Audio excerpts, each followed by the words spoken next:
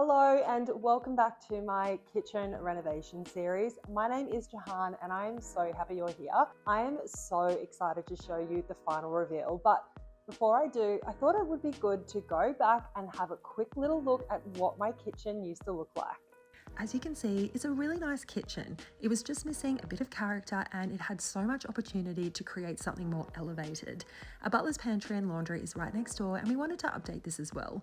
We also had lots of empty cupboards that weren't being used and felt that the kitchen island needed to become the focal point in the kitchen area.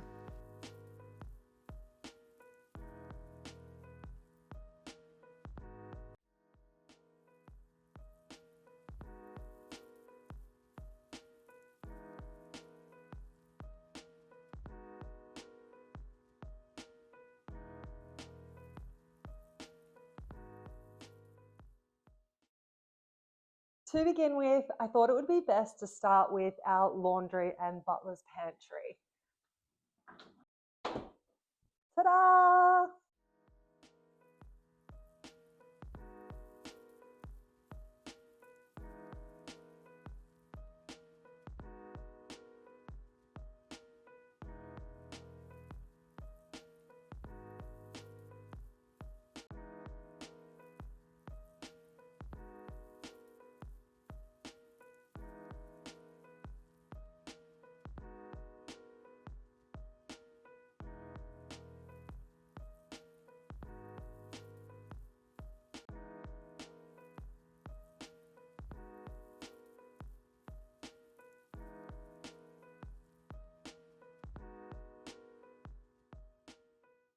So I didn't actually change much in this space. All I did was tile over the existing tiles with these beautiful Subway Zellige tiles that I got from Coolum Tile and Stone. I ended up using a white grout and I also used white gap filler from Sikaflex to seal in the joins around the bottom, sides and the top. In addition to doing the tiles, I really wanted to add some kitchen jewelry, which I've spoken about before. That's what my friend Ellie calls hardware in a kitchen. And I decided to go in with these beautiful knobs from Low & Co. These are the almond-shaped ones, and they're quite textural. And I've also got them down here. But over on this side, we decided to use something a little bit different, and we went with these bow ones here. I think they look beautiful, and honestly, they're so easy to open. In addition to these almond pools, which I'll quickly show you here, I decided to go with the larger size up top. A bit messy in there, no one needs to see what's going on in there. And the smaller ones down here for the bottom. So I absolutely love the size. I think the profile is excellent. There's plenty of room for me to get my hands in here, and honestly, it's been an absolute joy using this laundry. And look, it's not usually this clean, but I figured for the purpose of this video, let's tidy up the laundry. And it's pretty much like this, honestly. It's just missing a couple of baskets. Really hard to show you the full scope of what the butler's pantry and laundry looks like because I have to shoot in landscape here for YouTube. But the tiles are absolutely beautiful in the daylight, so you can't really tell here, but I will share some other footage shortly. They absolutely glisten in the sunlight and they're so beautiful. I'm obsessed with these tiles. They're handmade, they've been individually glazed, and they are absolutely gorgeous. And we could have done so many different things in this space. We could have brought in tons of color, but honestly, I think what we're really good at is keeping things fairly neutral, but then bringing in color through decor. So art, books, lamps, floor lights, that sort of thing. So we really leaned into our strengths, and I'm so happy with how it looks. Let's talk about this backsplash area.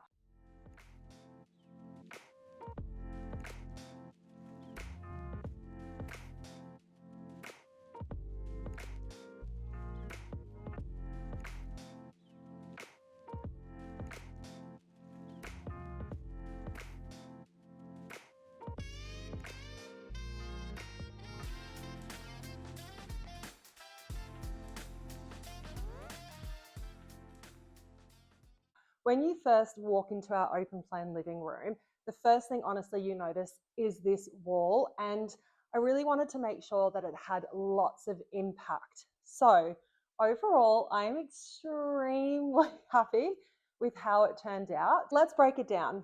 I'm absolutely obsessed with the small square Zellige tiles. I was so happy that they fit perfectly, and that meant I didn't have to cut any. So that was a huge bonus. I also went higher than the existing tile range, and there is a little ledge here, but you can't notice it. And I ummed and ahed for a really long time as to whether or not to put a little shelf on there, but honestly, it looks totally cute and I'm really happy with how it looks. I chose a white epoxy grout.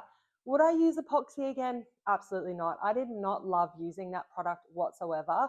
Unfortunately, it does go off in 45 minutes and it's really hard to work with. It also leaves a haze over the tiles, which took more work to remove. Most people use epoxy grout because it is stain resistant, but honestly, in terms of grout, I did just use a white color, and I also use Sikaflex in white to fill in the gaps on the sides, top and bottom. So let's talk about the wall. So I absolutely love the placement of the chrome sconce. I actually worked with Dave's electrician to get the placement right. He had shown me a picture of a property that he had recently worked out, and he loved that the sconce looked so minimal next to the range hood. So that's what we decided to do. We ummed and ahed for a while. So I'm really happy with the placement. And I'm also totally in love with the range hood. I can't believe it, but I finally have an inbuilt range hood and it looks so gorgeous. I'm so grateful for Dave and his team for building it and getting it up on the wall. And honestly, I had so much fun painting it. But I think for me, the most subtle yet impactful part of this entire section of the wall here is definitely that texture paint. I'm so proud with how it worked out. I did have to paint an extra 1 to 2 coats on top of the texture paint because that silica sand is quite grey. It did initially make that first coat look a lot grayer than what I'd hoped for. I thought it was fine, but it definitely was annoying me in the back of my mind. So Jace helped me apply another 1 to 2 coats on top, and the white just looks so crisp and fresh. So when the sun comes in, it just hits it so beautifully that you can see the texture, and it has that beautiful handmade quality. And I'm honestly so thrilled we didn't go with the micro cement option, because by doing it this way, I saved us almost $3,000. Let's talk about hardware selections. I owe my friend Ellie from Reframe Design the biggest thank you ever. She's the one that came up with the term kitchen jewelry, and it really just sparked something in my brain. And so I decided to add different styles of hardware all throughout the kitchen. Because the kitchen is white, I wanted to make sure we had as much interest and texture as possible. Whilst all the pulls are the same, the sizes are different in each section. It's a very subtle difference. So once you spend a bit of time in here, you do notice it, and it's just so interesting to look at.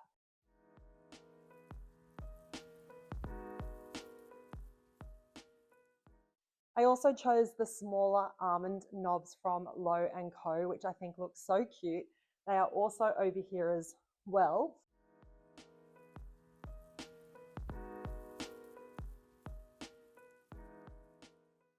And then I absolutely fell madly in love with this pull from Low & Co.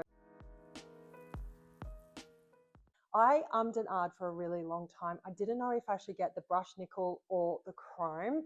In the end, I chose the nickel because even though all the pulls and the knobs are completely different, I really wanted to make sure I had some consistency within that storytelling. So that's why I chose brushed nickel for all of them.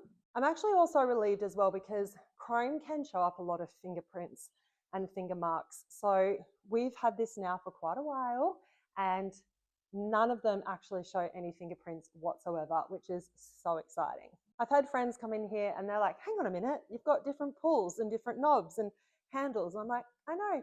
Oh, I just realized I totally forgot to show you this one up here. These are also Low & Co. They match this one, but we decided to position them on its side just because we wanted it to look a little bit different than the handle, and I'm so happy with how it looks. I just have never ever really been one for knobs or handles until we moved into this house, and I'm totally and utterly converted. I would never, ever, ever have a kitchen again without it. I think it just adds so much fun and interest and texture, and it just looks so cool, and I'm really, really happy. When I was coming up with the design for our kitchen renovation, I always knew I wanted to put a couple of shelves here, and I went through so many different varieties of shelves. One thing I knew I didn't want was wooden shelves. We had those in our last house and they were so hard to maintain, and they do soak up a lot of oils and dust. And so I really wanted to use something that was quite simple and minimalist and a little bit Scandinavian as well.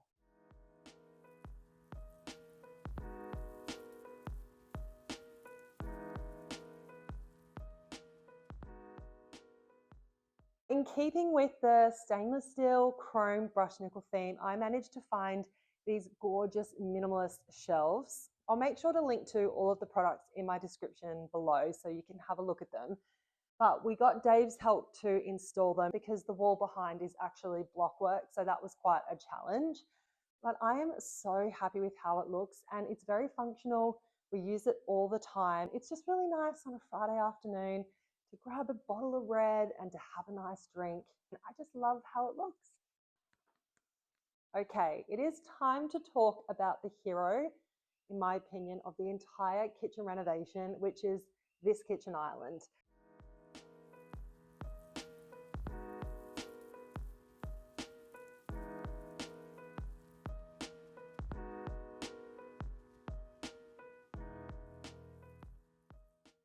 As I've mentioned before in other videos, there have been so many ideas for this island, and I'm so happy with what I landed on. I think the tiles are absolutely gorgeous. We are totally obsessed. And whilst many people out there might think they're not practical, they're actually so practical, very easy to clean.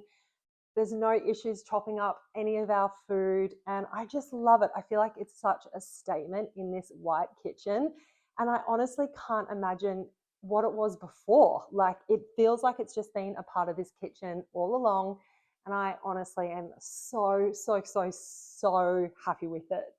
Now, I will say it was a massive effort to get this done. As you would have seen, Dave, our builder and one of our best mates, helped me with this. It was actually a really funny day. He brought his twin boys over who are about 3 years old. Both our kids had play dates. So Jason was like Lord of the Children, and Dave and I were in here working on this solidly non-stop for about 8 hours, and it was chaos. I mean, absolutely chaos. It was really cool because he showed me how to lay the tiles out properly, start in the middle, work your way around, and I am so grateful for him because he mitered all of the corner tiles for me. He showed me how to do it, but he's a builder and he was so happy just to knock it out in order for us to get this done as quickly as possible. And I can tell you, if I had to do this myself, it would have easily taken 3 full days, and I was absolutely exhausted. Dave and I were covered in so much clay dust that he decided to have a swim in our pool after just to have a shower, and it was so funny. Like, we looked like orange people. Like, we had a really bad fake tan situation going on. Also, so much thought went into this. Like, I always knew I wanted a waterfall finish, and the tiles on each end on the top here had to get cut, and you can't even notice it. So that's a relief. We also had some of his builders basically just glue on these front cornices. They're like a long piece of metal that you can get from Bunnings or any hardware store, 90-degree angle. And so what we did was we placed one down to cover the existing like quartz, and then one up, and it just was the perfect depth for the tiles. And because it's all white, you don't even notice it. Haven't even thought about it. It's there. It is exactly what it is. And it's so seamless. I'm absolutely thrilled. Now, I know some of you might be thinking, isn't that really bumpy to chop your vegetables and fruit? No, it's not. It's totally fine. These Zellige tiles are absolutely insane. When the sunlight comes in the morning, these absolutely glisten. It looks like a lake at sunrise. They're so pretty. And we ended up using epoxy grout for the top. I would never, ever, ever use epoxy grout again. Absolutely not. It did leave a haze over the tiles, which I had to spend a very long time removing. in order to get the glossiness back from these tiles. So it did add a lot of extra work that I wasn't anticipating. When we moved from our last house to this house, obviously I had to bring along my 1970s mid-century modern pendant lights from Denmark. And I honestly actually forgot about these until Dave's electrician was here to do the sconce. So they were a little bit fiddly. So we had to get the actual light bulbs and fittings from Beacon Lighting. But the actual piece inside is quite long. So we had to return the bulbs that we got and had to get smaller ones so they weren't poking out at the bottom. The existing hardware that you need to use to hang the pendants, they're kind of like a little frame at the top here, were black. So I had to spray paint those white. But I think they look absolutely gorgeous. It really changed this space and makes it look so much more elevated than what it does before. The height's perfect. When the lights are on, the color is absolutely gorgeous. And the pendants also have some silver details. So I'm actually really happy. They tie nicely with the hardware that we've chosen. It was if they were always meant to be. All right, so now I've taken you through both spaces and everything that we've done. I also think it's really important to talk about the things that we didn't end up doing. So one of the things that I was interested in seeing would work is extending the kitchen island and potentially using this space to have a couple of stools. In the end, after much debate, we decided not to. This area here is quite the thoroughfare. This is where we do our washing. It's where I walk out to my studio, and it's where the kids will run out to go into the garden, and Jason as well. We've got our veggie patch there. So it just didn't make sense having something just sticking out here. We really like the clean lines from the front door to the back door, and there's just more space to actually walk through as a thoroughfare. It is quite a high use area. And look, this space isn't massive. It is a lot smaller than our last house. So we really felt that we needed to keep this walkway thoroughfare really open so we didn't feel crammed in whenever we're walking around in this space.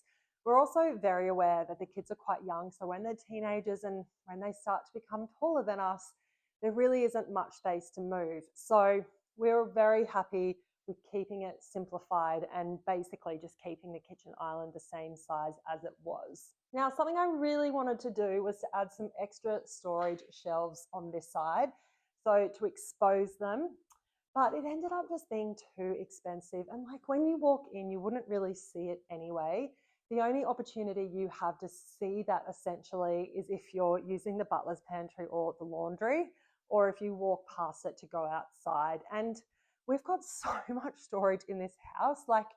There are so many cupboards and shelves here and in our laundry and butler's pantry area that we really didn't need anything else. And because we have so much storage, I honestly feel like I would just be having to buy things or try and find them around our house just to fill up those shelves, like say art, vases, books, wine bottles, glasses. I don't know. It just honestly didn't feel necessary.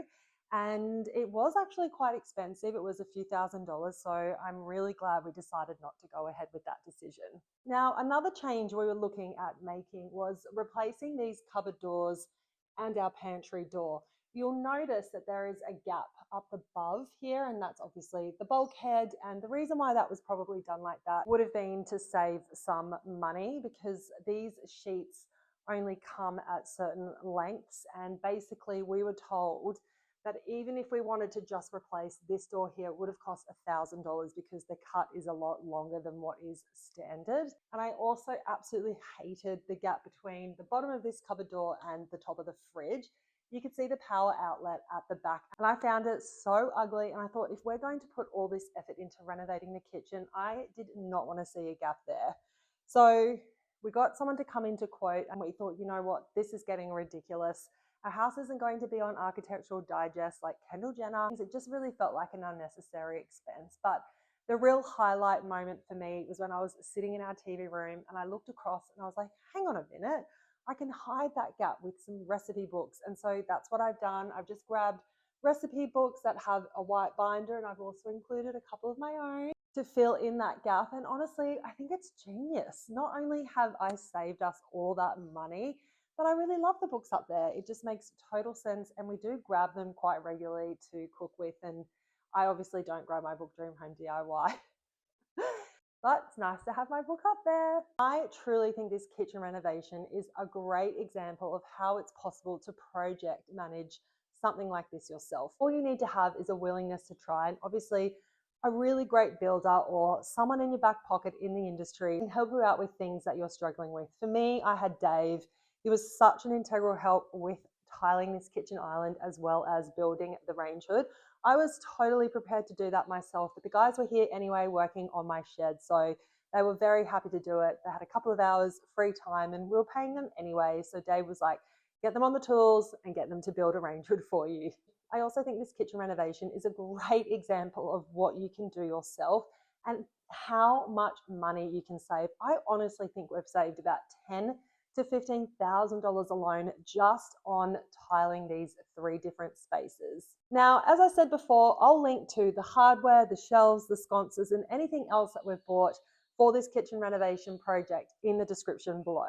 If you've loved this series, please hit subscribe and give this video a like. It would mean the absolute world to me. And if you have any questions about my kitchen renovation, make sure you leave a comment below. It's been such a big start to 2026 with my shed build and my kitchen renovation, and I cannot wait to show you what's coming up next. So make sure you stay tuned. See you next time.